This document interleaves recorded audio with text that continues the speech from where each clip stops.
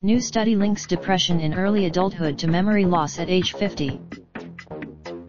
New UK research has found that individuals who experience episodes of depression in their 20s, 30s, and 40s are more likely to suffer from a worsening memory in their 50s.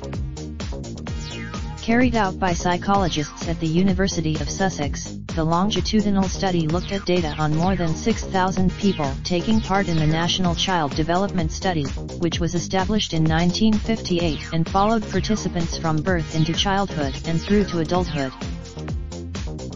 The researchers measured symptoms of depression at ages 23, 33, 42, and 50, and memory, verbal fluency, information processing speed and accuracy at age 50. The findings, published in the showed that one episode of depression or anxiety in early to mid-adulthood had little effect on the memory function of adults at age 50, regardless of which age the episode was experienced. However, once the number of episodes increased to 2 or 3 over the 3 decades, the researchers found that there was a steady decrease in the participants' memory function at age 50. The researchers say the link between depression and memory loss suggests that depressive symptoms experienced in early adulthood could predict dementia later in life. However, episodes of depression and anxiety appeared to have little impact on verbal fluency, information processing speed, and accuracy.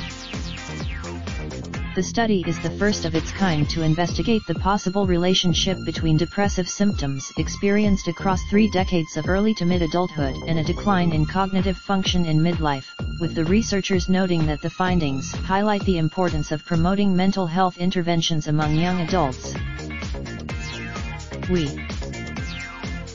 Co-author Amber John also added that, from related video exercise can reduce risk for depression, study finds via NBC News. Raindrop, drop top, smoking, no cooking the hot pot. Fucking on your bitch, yeah, that. Looking up, open the park,